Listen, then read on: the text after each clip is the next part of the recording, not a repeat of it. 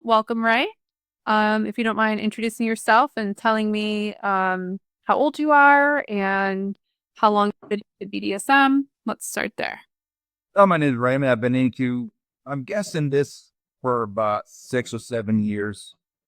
I was, but I'm going to be 64 soon. So I think I was 57 maybe when I started, which is kind of late. I know I'd like to get started in something like this. Mm-hmm. I mean, I always thought BDSM was kind of a weird thing and never really ever imagined that ever being anything like this. Yeah. But he, So tell me about how you got into it then. believe it or not, I was seeing a therapist when I was living in New Orleans. I was having she was a sexual therapist. So I was going through an issue I went there to talk to her about, and she realized I had other issues with anxiety and other things related to life. So after about a year or so of seeing her, she just one day asked me if I ever heard of a website called FetLife. And I said, no, I never heard of it. She said, well, I think it's something you're interested in. I said, well, what is it? She said, well, it's a BDSM website. I was like, well, that's pretty bizarre. Why would you think I'd be into something like that? She goes, well, just listen to my being divorced twice and all the issues I've had with my marriages, relationships. She says, I think it's really something you'd be interested in. And so, Yeah, it's definitely interesting that she recommended that to you. And we can't say the P word on YouTube, but you told me that you had a problem watching videos, right? Was that kind of the issue you were having, oh, yes. among other things? Okay. Right. Consuming too many videos. And uh so was she into BDSM herself? Just out of curiosity, do you know? No, she was a very experienced therapist. She actually, I mean, she went to like prisons and things like that and did conferences. And so she was just very experienced at the thing. She just, I guess she recognized I might need to stuff like that. Yeah, I don't find it. I don't think most therapists would recommend that, but I think that was a good call on her part. And um, it just yeah, I think most people wouldn't recommend that unless they were into it. She must have had a pretty good understanding. So that's very interesting for sure. Um, okay, so then she just recommended FetLife to you. Did she recommend anything in particular, or did you start exploring? How did that go from there? I just started exploring. I learned a lot about that, like the good and the bad. But I did meet a local dom through that website, and then so I actually started seeing one through FedLife. Okay. So I mean, in mostly you go there and you see where the munches are. I didn't know what a munch was. That's where people meet and discuss all that stuff. So that's pretty much what I went on that website for. And you go to the munches, and that's I think the thing most people should do if they go on that on that website. Yes. What was I gonna say? I just talked about munches in the last interview I did. And the dom that you met up with, was this a lifestyle dom or professional dom? Did you pay her for sessions? What did that look like? Yeah, she was a paid dom. I mean, she was a 24/7 dom. I mean, she lived the lifestyle. It was her life. She has her home is her dungeon basically. So it's something that she does. She's hardcore. Yeah. Uh, so she introduced me I told her my first session, I've never done this before. Do what you want. She didn't screw around. So it was very interesting thing and a really Well, what was that first session like? What are some of the things that she experimented with you? I don't know what I can and can't say here. I just hang in. I'll go back and edit it if I need to. Okay. I mean, the first thing she did was scream at me, take all your clothes off immediately. So, I mean, that's what you do. And then she immediately grabbed me up, threw me against this. She has chains and she has all these things all over the place that she immediately handcuffed me and threw me against this thing. And, so that was a little intimidating. Then all of a sudden she put this big, huge spot on and went to town there. And then she just, um, trimming around, and so I'm using all these whips and all these different floggers and all these things on me and giving different commands and saying, Did you know what to expect? Did you know what you were getting into, or you went in there not knowing anything? She just yeah, she just took the lead completely because I told her I didn't know what I was doing. So it was quite an experience. yeah, definitely. When you said that she put the strap on and went to town, was she penetrating you or? Oh yeah, yeah, Oh wow, okay, right off the bat, that is yeah, very okay. yeah. So she's pretty hardcore. Yeah, right off the bat, that is very intense. So how did you feel during the session from start to finish? Were you scared? Were you aroused? Like, what did it do for you? Um, I mean, you're a little scared because you don't know what the hell's gonna be happening, but Especially when part tells you to tear off the clothes right off the bat. right. But it will. I admit it was pretty arousing the whole entire time. Yeah. Okay. Sounds weird, which after the session got me, okay, this is something I'm definitely going to be into. It's stuff that I like. And Yeah. I did seek out, I did see another Dom after her who was a lot different. But Yeah. So that was my next question. Did you go back to the first Dom? If not, then why not? I did see her regularly for a few years, yes. Oh, okay. Okay. And how much did those sessions cost you? Do you remember? I believe, it was $200 to $300. An hour? Like, it was for like 90 minutes. 90 minutes? Okay. I think you charge by the half hour, the hour. So I think always did a 90-minute session. Okay. All right. So you saw her for a few years, and then Yeah. what happened to kind of end that dynamic? Did you start with somebody else? Did you see another Dom while you were still seeing the first one? How did that happen? Um, well, I mean, she didn't get a little too hardcore for me after a while. I think so I started, everything was fine, but then like she has an OnlyFans site herself. She's kind of well known in the business. So she filmed an OnlyFans video with me in it where she kind of went at it pretty hard, had me do a few things that I'd never done. And so I was not completely uncomfortable, a little uncomfortable with some of the things that she made me do. So it was after that I said, well, maybe she's a little too hardcore for me. Yeah, she I sounds mean, very sadistic. yeah, I went to another Dom who was a little more, not as hardcore. She wouldn't restrain you, but I could have broken at it if I wanted to. Okay. He was more of the first Dom I saw was kind of a husky woman. She was, like Thor type of woman, go at it. And the other one I saw was a little bit more feminine, and that was kind of more what her thing was. She liked showing off her body, and she would tease you and all that kind of stuff, as well as beating the hell out of you. Okay. So she was a little bit more arousing than the other one, but so that was kind of the main reason I stopped going to her because I'm like, well, I got all these open sores, and I'm not really into that kind of thing. So I mean, when I'm bleeding and I'm taking 2 weeks to get over the being the. No, that's intense. That sounds really intense. Did you guys have a conversation at any point about did she ask you if things were okay? Did you give consent for things, or she just kind of did whatever you wanted? Did you ever verbalize to her that you didn't like some stuff or anything like that? How did that go? There was only maybe one time I told her, "Hey, this hurts too much," and she would stop. Okay. If I was ever uncomfortable in any way, she would always stop. Okay, well that's good. And I think for the video she did, it was like a total domination submission video where she, chained me up on some kind of export or something and was really going at it. And then she would, do the pegging thing and then force you to self facial. And I was a little uncomfortable with all that kind of stuff. So that's kind of why you kind of stopped seeing it. Okay.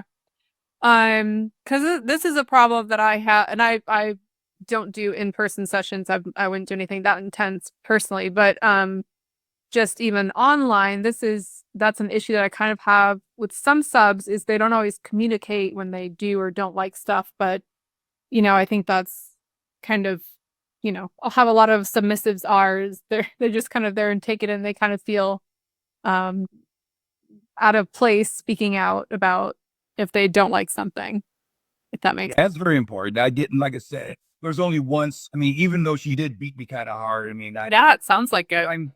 I'm pretty tough. I can pretty much take it, but at the end of the day, I like it's taking me this long to get over what she did. I'm thinking this isn't. I mean, I'm okay with all that stuff, but it was I got a little bit too much. Yeah. Okay. So so then you started going to the second dom. She was a little bit more feminine, more gentle. Sounds like she was a little bit more about like body worship and I was gonna say like tease and denial, that type of thing, right? A lot more than the other one. Yes, I mean the first thing she would always make you do was worship her feet. That was the first thing she would make you do: worship her feet, worship her legs. Um, which I didn't mind. I mean, the feet thing I'm not that into, but the legs thing, I was that pretty much it did it for me too. So I mean, that was kind of a mutual thing. And backing up a step, I just thought of this, but when you were into watching the videos, what type of videos were you watching? Oh, for the addiction that I had. Yeah. Um, Pretty much I was in more to the JOI videos. Okay.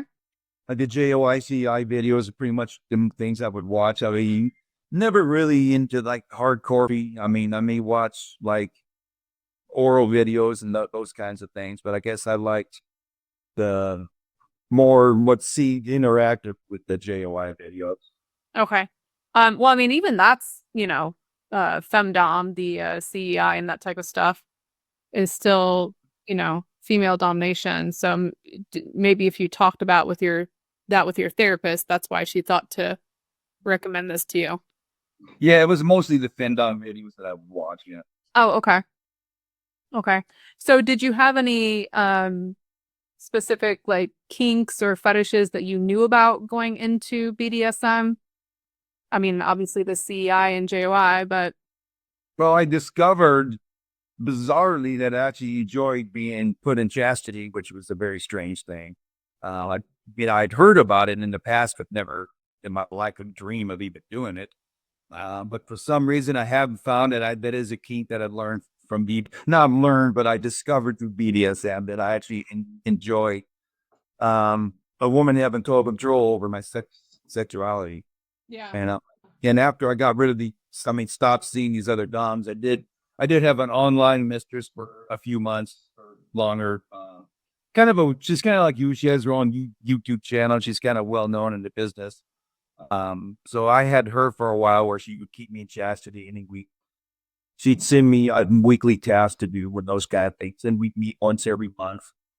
Not meet, but I mean, like what we are here to, like what we would, do meetings like this once every month. Okay. Okay. Yeah, I personally think chastity is a really good thing for people that do have, I'm gonna call it corn addictions.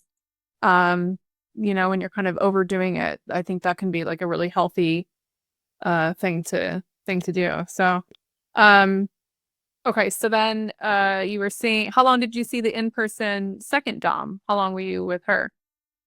I was only with her for a couple months because she dramatically raised her rates for some reason. She goes between two different cities, New Orleans and Seattle. But there was after COVID, she doubled her rates for some reason. Oh wow. Okay. Yeah. So even though I would have preferred to see her, I said, I really enjoy being in this thing, but I don't want to drain my all want. Yeah, absolutely. So then That's what happened to the online one. okay, that's what I was gonna ask you. So then you transitioned to the online one. Okay. And then what about now? Are you currently seeing anyone? What does that look like? Well, I've moved in the last year at the new city I'm in. There is a dungeon close by. I have been thinking of seeing that. I currently have an online mistress. I've only had her briefly. Um, but I am planning on seeing that person in the dungeon. I have talked to him and arranged a possible meeting in the future. So, but like with the online one, like Lock October's coming up, so she's been talking to me about that, obviously. Yeah. So that's kind of where I'm at now. Okay. Very good. And so let's back up a little bit. What was your childhood like? What was your relationship with your parents like? Um, well, being the age I am, I obviously grew up in the 60s and 70s, so things were looking different than they are now. It was pretty normal. I mean, I did have a bizarre, I don't want to say it's bizarre, but a fascination with exhibitionism. I guess when I don't know why or where that came from. So that was probably a little different in my life. My dad was away a lot because of his job. He traveled. He wasn't home half of the time. My mom worked, so I had a lot of free time. Which probably wasn't a good thing. I was very active in sports. So when I wasn't doing sports, I was probably doing things with exhibitionism that I shouldn't have probably been not doing. Nothing weird or illegal, but I would like wear really revealing clothes and go to the store and show myself off.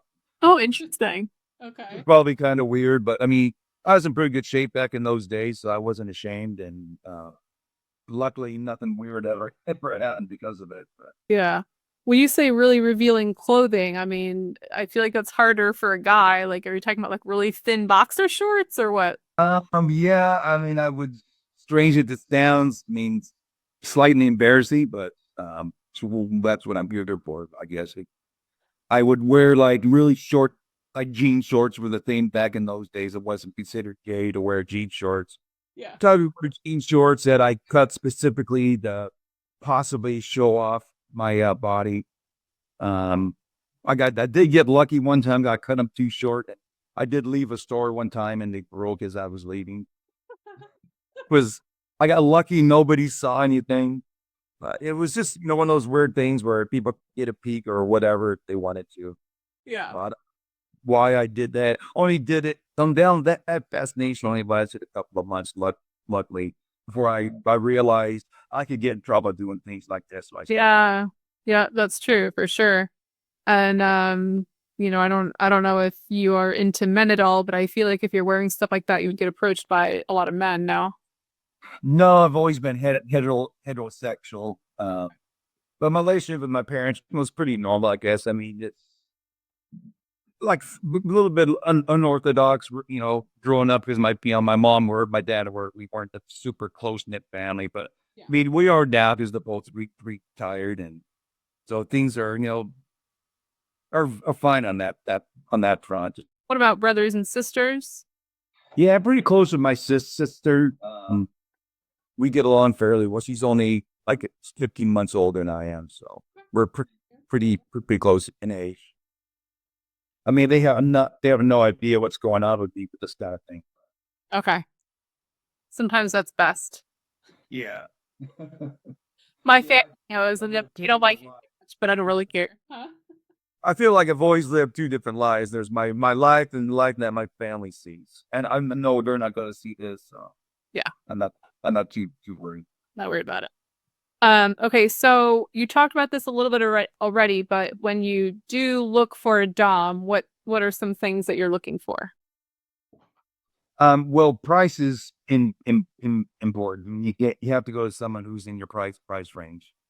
I've looked to find an actual real mistress, not that life, and I've learned there really isn't any on there. The ones that are on there are usually there to advertise their own pages and their own services for money. You're not going to find a dom on that like. You have to go. Really? Yeah, you have to go to the munches and talk to people and see them there, and that's how you're going to find this mistress. I mean, I've had a couple on there that I've approached and talked to and seen in person, but it's always been either they have their own little weird fetish and they're not really looking for a sub, or they're just trying to scam you for money. Gotcha. Okay. Yeah, it does seem like lifestyle doms are pretty rare actually, from what I've seen and heard. It does seem to be mostly professional doms. It is. Yes. I mean, people who consider themselves doms, like lifestyle doms, I mean, they're not going to be on, be website trying to promote them. Probably don't have to because they have plenty of willing subs, right? Yeah, there's a lot more subs than our messages. Yeah. Yeah, I think so too. Um, Yeah, I've tried to go on FetLife, and I'd be interested to go to Munches and stuff, but I've been kicked off at least 2 or 3 times now. I don't like financial dominatrixes on there at all. So, That's weird because I know they have. I've seen a couple on there very regularly. yep. Yeah, I know. So I can't even start an account. I get an account, I post a couple times, and then they ban me. So that's nice. Well, and then there's also, I talked about this in a couple other interviews, or my live streams, I'm not sure which, but have you heard of the app Chirp? I recently did hear of it. Yes, I actually looked into it a couple of weeks ago. There's a couple of websites. Sure, there's Matriarch, Okay. and I did look into both of those. And when I googled it, I mean, the Google search is like, well, we don't know if this is real or not, if it's a scam. And I did go on there, and it seemed to be, to me, more. I got more of a scam vibe than I did anything else. So I pretty much take it. Yeah, I've been on it. I was on it for a little while. I'm not on it anymore, but I wouldn't say it's a necessarily a scam, but from the people I've talked to is same thing. There's just not really any like true lifestyle doms. It's all, professional doms looking to advertise. So Right. same kind of issue. Yeah, I've gone on several femdom sites supposedly. It's always the same thing. Then you sign up, you got 5 people are interested in seeing you and out there. Yeah. They just want to get your money to have to sign up. Yep, exactly. And then I mean, of course, I would guess that you would prefer in-person sessions over online, but do you have a preference? Are the things that you like about in-person versus online? What would you say about that? Well, the thing with online is there's only so much that people can do. I mean, obviously, they like, they'll keep you in chastity, they'll have you do tasks, but like on some other one, have you do weekly tasks. So, I mean, I prefer an in-person one, but obviously can't do it all that often because of the cost. But so now I do prefer in-person if possible, which is why, I mean, I'd love to be in a 10-dom relationship, but it's kind of hard to come by. So, Yep, it is indeed. Do you have any advice for people who are new submissives? What would you say to them? kind of what I said earlier. I mean, go on FetLife, find out where these munches are. That community that you will learn they are a little gun shy about people, but they are very loyal. You're in that community, they're very loyal. So I would go to the munches, which it can be intimidating if you don't know what you're getting into. Yeah. But then you get there, you realize they're just normal people, just like that you are. Yeah. I would say go to the munches, meet the people, talk to people, and then you slowly get into the lifestyle because they had different groups and clubs. Where I was, North had several different groups like the CF, what they call it, CF, NM. NM clubs, or you go to those things, and that's kind of interesting. So that's a good way to meet people and go to those parties. You can meet a lot more people.